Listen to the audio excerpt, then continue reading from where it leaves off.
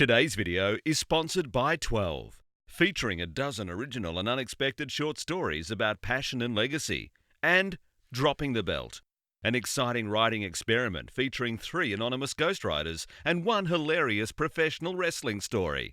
Check out these 2 new books from author David Farrell, available at Amazon now. Welcome to Pod Me If You Can. Today on the show it is Bending All the Rules. This one stars Colleen Porch, David Gale, and Bradley Cooper. Pardon me if you can. Movie reviews. Kenna, Colleen Porch, is an artist approaching her first solo show. She's also dating 2 guys, played by Bradley Cooper and David Gale. Each man knows about the other, and neither man wants to share Kenna. Will this love triangle distract her from her dream photography exhibition?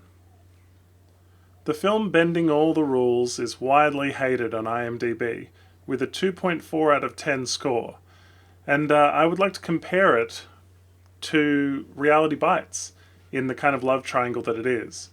This kind of Kenna, she's Colleen Porch's character, as a photographer, it kind of ties into Winona Ryder being a documentary filmmaker, filming all of her friends.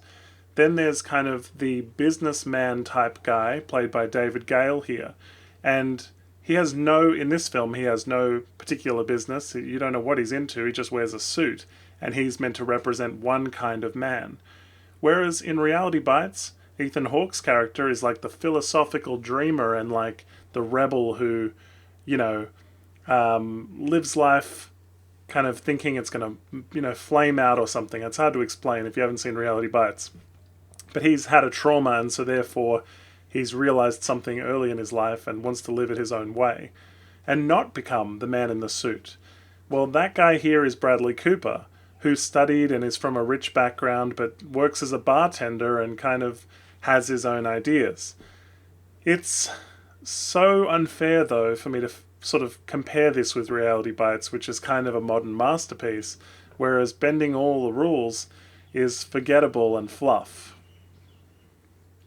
The film has bad acting, constant fades to black, generic music numbers, sort of a very bad soundtrack, but clearly it's cheap because it's an independent film.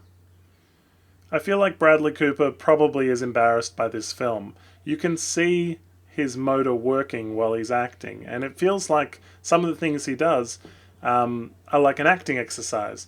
Oh, I'm on the phone, but I'm going to answer this and do this, and I'm also doing this at the same time. Like he's thinking. You can see his thinking and his mind working. It must have been a paycheck film. One of the problems is they don't outline what's going on very easily. Kenna is sleeping with this guy, David Gale, at the beginning, but you don't know the arrangement for a while. You don't realize she's dating 2 guys. They have this party scene where Bradley Cooper's sort of introduced and he's chatting and chatting. Everybody at this party has been redubbed, though. It seems like Bradley Cooper's the only one was wearing a mic during that sequence, and every single other member of the party either acted so poorly or you couldn't understand them that everyone is dubbed, and it's so hard to listen to. Also because nothing happens during this entire party sequence. She's an artist and she's taking black and white photos of things like train tracks, and other cliches. The film has too many scenes that do nothing and introduces so many characters across so many scenes that you couldn't care less. It's very hard to attach yourself to what's going on.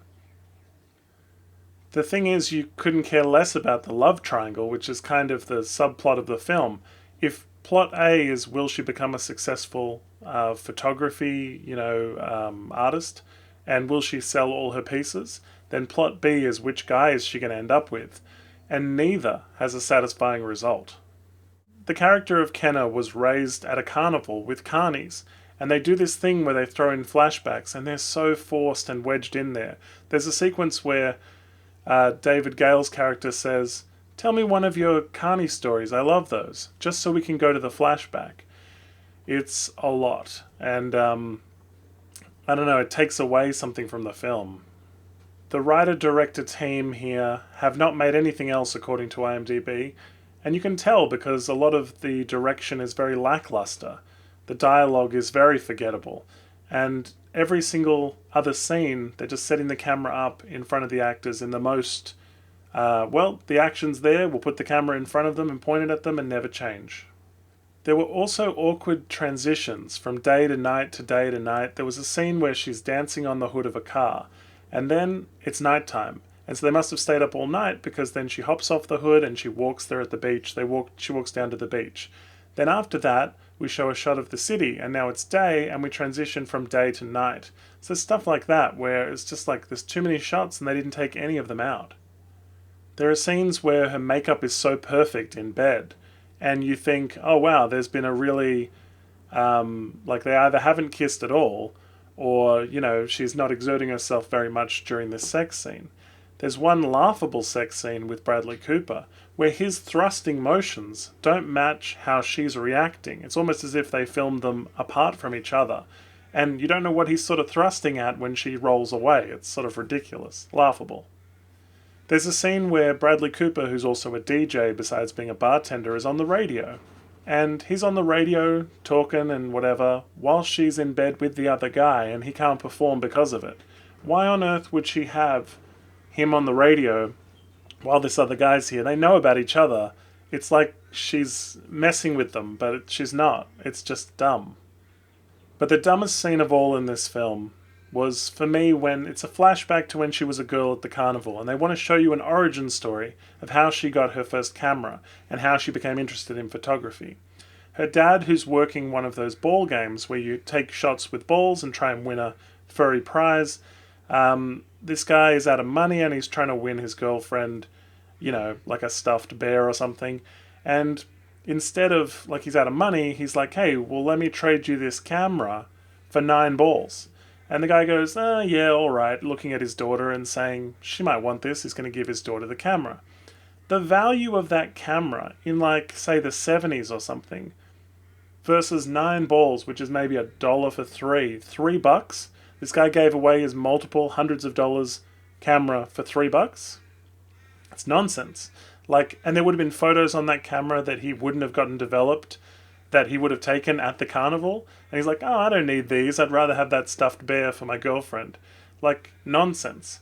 She later pawns what I think is the same camera to get bail money for them and gets $500. She pays both their bails with that. So this guy just threw $500 for a stuffed teddy, which is nonsense. I am pleased that this isn't one of those DVDs where they put Bradley Cooper on the front. And by the way, he doesn't look like this in the film.